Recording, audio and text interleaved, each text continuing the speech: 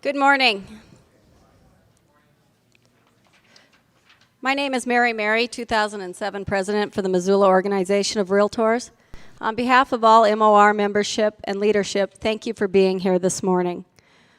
Because housing is so central to our lives, there is a great deal of interest in it, where it is, what it looks like, what it says about us as a community.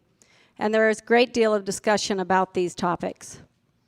In presenting this annual report, our goal is to provide a central source of factual, accurate, timely information that can be used by all of those participating in discussions or making decisions about housing and housing-related issues. Building on our first report last year, we expanded the scope of this report, which covers 2006. In doing so, we were also very fortunate to have a group of volunteers dedicated who contributed their time and expertise to the report. Not all of them are able to attend today, but if you are here as I read your names, please stand and be recognized. Dr. Paul Polzin, Director, Bureau of Business and Economic Research. Steve Labor, Missoula Building Industry. Susan Fortner, Broker Owner, Mullen Trail Realty. Robert Dorr, Public Affairs Director, Missoula Organization of Realtors. Jim Sylvester, Economist, Bureau of Business and Economic Research, University of Montana. Bruno Fria, CEO, Owner, Lambros Real Estate. Sheila Lund, Vice President, First Security Bank. Betsy Hans, Program Manager, Homeward. Nick Kaufman and Brent Campbell, Engineers, WGM Group Incorporated. Thank you all for your participation in this project. The report speaks for itself. What we want to do today is to highlight some of the facts from each of the sections and then open it up to your questions for the coordinating committee. To present the overview at this time, I would like to introduce May Hassman, CEO for the Missoula Organization of Realtors.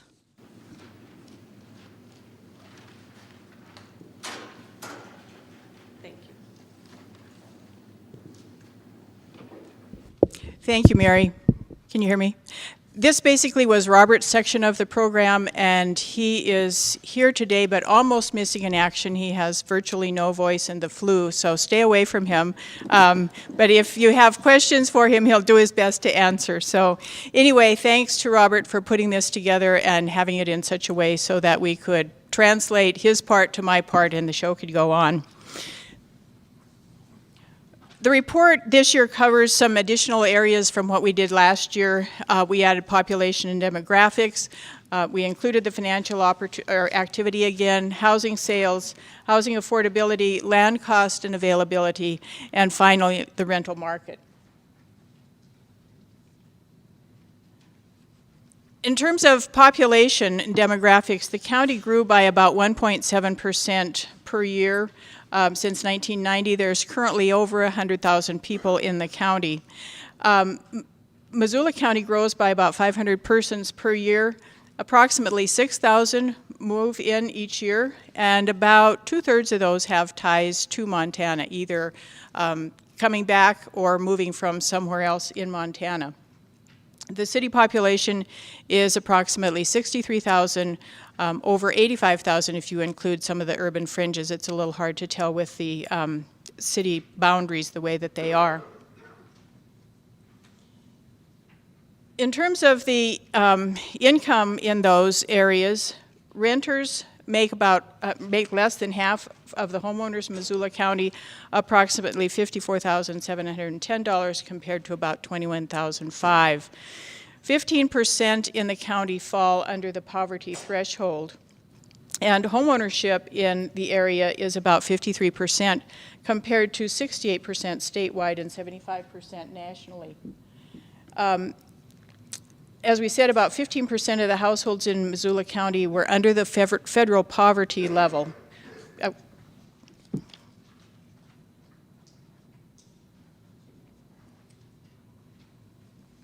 In terms of the financial part of housing, interest rates remain relatively low and stable.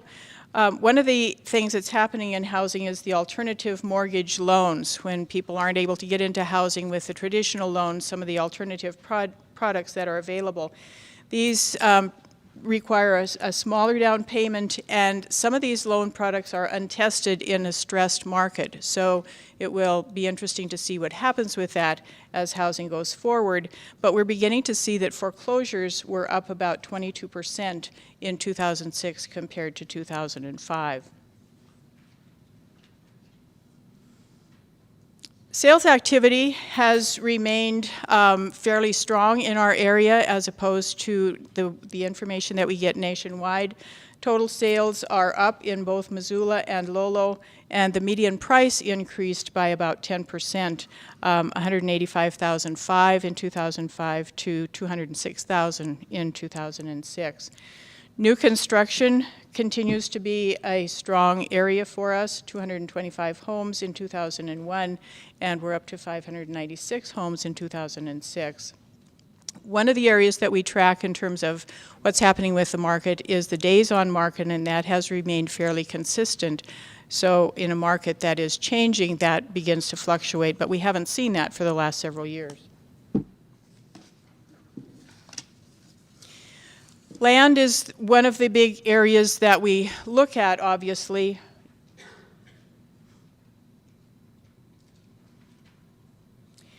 And bare land costs have almost doubled since 2001, up to $95,000 for a bare lot. Missoula is a little bit higher than Lolo at $95,000, with Lolo at about $77,500. We have some maps to show the supply and demand that is probably the most dramatic way to demonstrate that. This is a little bit hard to see. This is the one that was in the Missoulian a few weeks ago in connection with the Plum Creek articles that they did. But basically anything that is a little bit of the light gray is the land that's available for us. Everything that is colored pretty much is owned with other ownership, not available for public development, except the red, of course, is Plum Creek's land. So this is a pretty dramatic demonstration of what's happened with the land availability for us.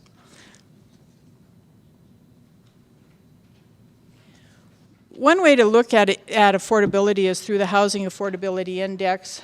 This is a tool that's used by the National Association of Realtors. I'm sure there's other ways to get to that, but this is the one that they use, and it's calculated by using our local interest rates, our local median price, median family income, and loan terms. Using this Housing Affordability Index, if you have 100% on the index, then that means that you have the money that you need to purchase a median-priced home. What we see with the Housing Affordability Index is that typically families in Missoula do not have enough money to purchase a median-priced home. For 2006, the median income needed for a Housing Affordability Index of 100% would be 5812. A household of 4 has about 93% of the income that they need in order to get that median-priced home. The other area that we wanted to look at briefly is the rental market. And in order to determine the vacancy rate that we're using, it uses the vacancy rate definition provided by the National Association of Residential Property Managers.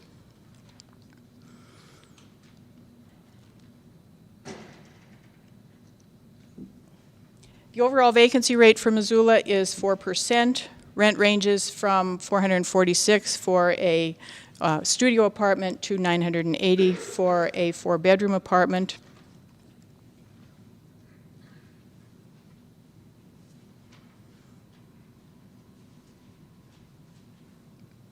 Finally, the legislative and regulatory climate has an impact on housing, and the requirements have an impact on the cost of both the housing and the infrastructure as well. Traffic, health, safety, land use laws, zoning all determine how homes are going to be built, where they're going to be built, and that affects the price of those. We included in the report a summary of some of the developments that are happening, what's going on with them, some possible developable lands that have been in the news. But one of the things that the report points out is the costs of infrastructure and the increases in those costs. For example, the 39th Street project that was completed in 2002 for $865 million today would cost about $2 million, or $865,000, I'm sorry, would cost about $2 million.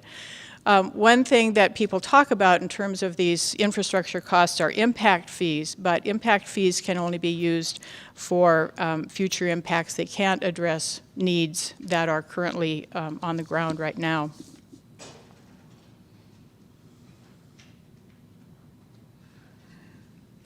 So that's just a quick run through of the report. I think you have one in front of you, and for more information, this will be posted on our website if you want additional copies or if you need more information about it. This is the contact information is included in the report. But one of the things for us to think about in 2007 is the need that we continue to have for housing as a community grows. Based on our resources available to us, it appears that current property owners will continue to benefit from appreciation in their real estate investment. And our challenge is to figure out how to address the homeowners, the potential homeowners in our neighborhoods, in our communities that continue to want to be a part of this community. We are presenting this report to you certainly with the hope that by sharing our collective resources and expertise that we can come up with solutions that we need so that we all have the opportunity to live Missoula. With that, I would return the microphone to Mary and open it up for questions from the audience. Thank you, May. Would anybody have a question for the panel? Hi. Courtney Lowry from New West. And I was interested in hearing a little bit more about the correlation between land availability and affordability. And also, if land availability also has a correlation to the strength of the Missoula market, considering that we can't really overbuild like some other markets have done. And so I'd be interested in hearing from the panel their thoughts on sort of those two correlations. Sue, would you like to address Courtney's question? Yeah, I think we have to bring Colin. I know he's not on the panel, but he's probably our best friend. Colin, would you like to address Courtney's question? Yes. Land availability is what controls the market. It is with regard to land availability is the primary reason the prices have gone up as much as they have recently. The other part of that also is the lack of land availability is what kept us from overbuilding. When a lot of the places in the country did overbuild, we didn't overbuild. The ones of us that had land to develop didn't sell lots and let everybody build. We had a tendency, people who could develop lots had a tendency to hold them and build themselves. That artificially held down the amount of building that would have taken place, I believe, and artificially kept us from getting in the problem that a lot of the rest of the country did, which was overbuilding. So in one way, it kind of saved our bacon, and in short term, long term is going to be a large problem. Thank you, Colin. Mike? You know, I'm not sure if I heard this right. Did it say that 11% of the population can afford a median price home? Yes, based on the Housing Availability Index. Robert?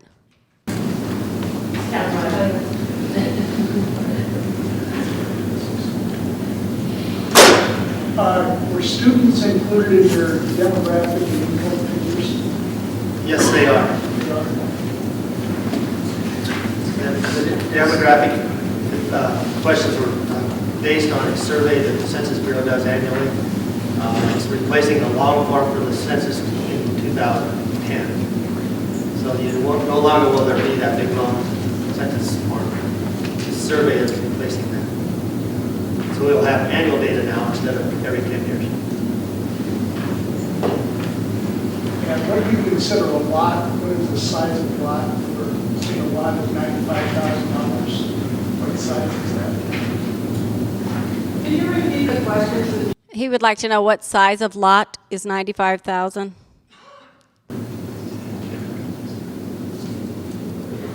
Through our multiple. Through our multiple listing service, we have several categories that they can report land.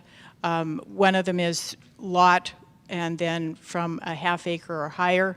So the search was on lot size. It could vary some, but that's the median price of the lots that were available. We didn't break it down into specific sizes of lots. We just took that one category. So that would be lots under a half acre. Anyone else? Colin? I have a question for Jim. I noticed, looking at page 3, with the net migration was brutal in 2004 to 2005 to 2006. Any projections for the future, Jim? It's been very consistent of about 6,000 people moving in, 6,000 people moving out over the last 10 years. I don't perceive it changing a whole lot. If you add Valley County into it, which is part of our local market, it's actually probably a little higher than what we see. Mayor Engen? With regard to the affordability index, where do we compare nationally or throughout the state? Do you have a sense of that?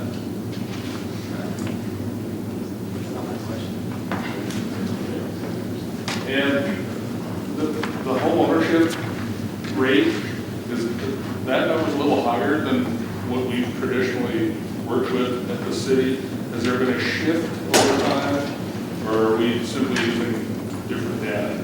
Different data. Okay. It's relatively close. The one that you have been using is Census 2000. This is using the American Community Survey. In terms of the housing affordability, we did not track other areas. I think Dr. Swanson at the Center for the Rocky Mountain West has some comparative figures about poverty, but we didn't actually do an index for other areas. Yes? I want to thank you for not saying housing units anytime in your presentation. Do you have any idea what percentage of people live outside of town and work in town and vice versa? We'd love to know. Do we have the data of commuters? We do not have the data for that. We will probably next year with the American Community Survey. We'll be bringing in from Valley County. We'll have data for next time. And that's where most of the people living outside the Missoula County live. So that work in Missoula County. Thank you. Anyone else? Mayor Engen? Sorry, I have lots of questions today. The rental vacancy rate piece, how much fluctuation have we seen in that over the course of the last 5 years? And is a 4% rate an effective rate of 0?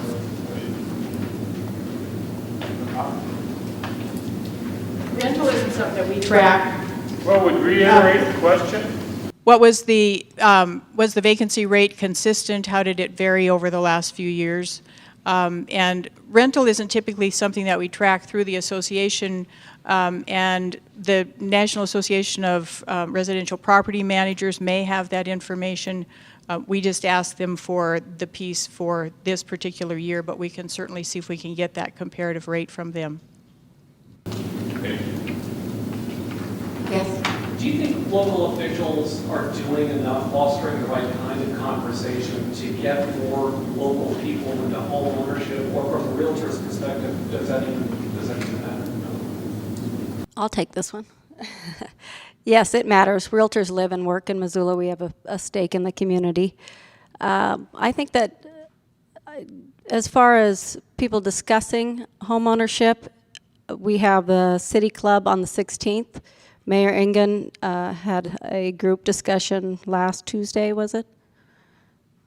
So people are talking and discussing it. Homeward has different programs. I wish Betsy was here today, of getting lower income folks into homes. So I think we are working on it. What are some of the better ideas that at least you've heard of so far? Matching funds at some of the lending institutions, zero interest silent seconds on homes. Sheila can address this. A silent second? Yeah. A silent second is where somebody would provide a second mortgage that is not part of the calculation for the debt ratio, but it would have to be repaid in the event the home was sold. And I think there's a small recapture. Human Resource is an institution we work with for those funds. I don't see Brendan Moles here, or I would ask him. Yes? It seems like on this affordability index, there might be two factors. One is the price of housing. But how are we doing on the income? What's the trend there that leads us to 11% is all that can afford a median price house? What's that trend? Maybe she knows that. The trend in income as far as housing affordability. Yeah, well, it doesn't seem like we're keeping up. I assume 11% is below whatever it was the year before, below whatever. I think that trend is down. If that trend is down, how are we doing, and what are we doing to reverse it?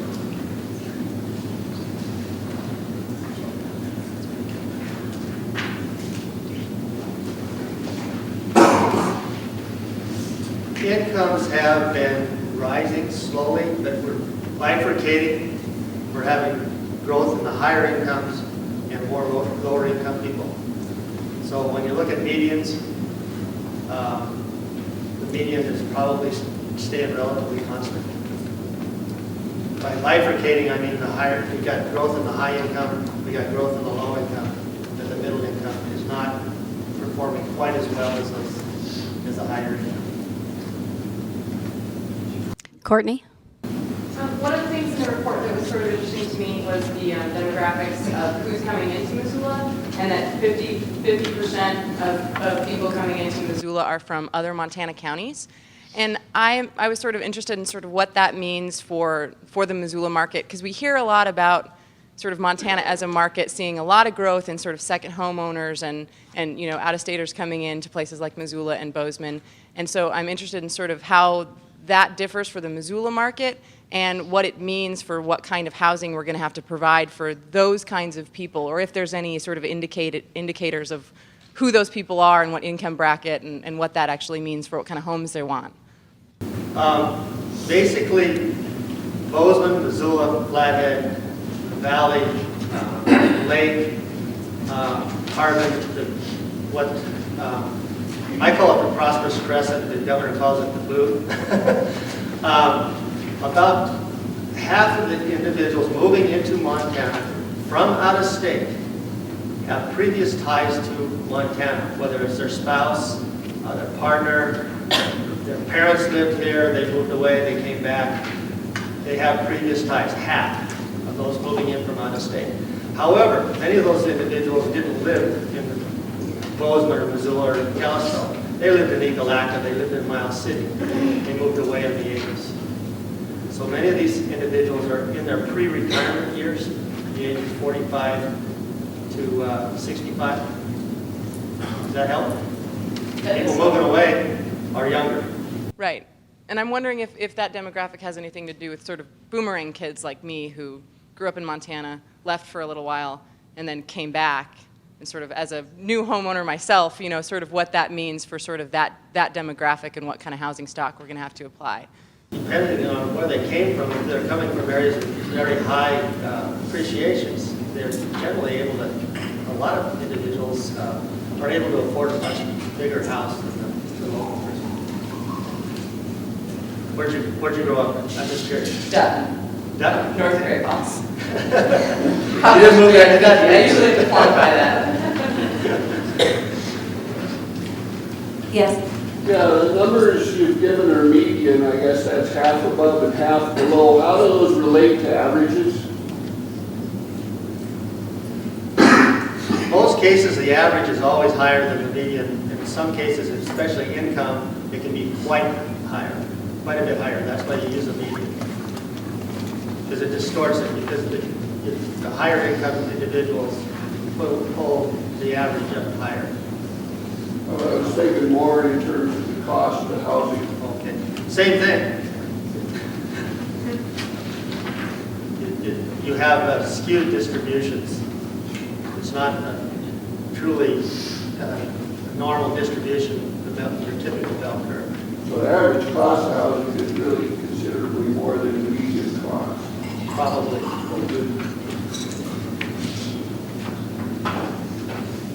Roger? I was curious if anybody has measured the migration into Missoula County from surrounding counties that would be made up of younger people who are not going to higher education, but they're coming from surrounding counties because there's employment here and also because we've had an increased availability of multifamily. The data are not really available. The indications are that you have basically a gravity model where the closer counties provide more individuals to the larger urban areas. We really don't for sure what those numbers are. As this American Community Survey comes around, we'll have a lot more as the data come around. In the next couple of years, we should have more data on that. It's my research interest, so. Anyone else? Okay. That concludes today's press conference. Again, on behalf of the Missoula Organization of Realtors, thank you for attending this morning. And thank you again to all the members of the coordinating committees whose information and resources were so valuable in the preparation of this report. And finally, thank you, Lonnie Warner, MOR Events Coordinator, for your assistance in making today's presentation possible. If you would like to view additional copies of this report, it is posted at our website, www.missoularealestate.com. As you think of additional questions or have suggestions about information you would like to see incorporated next year, please send them to comments@missoularealestate.com. Thank you.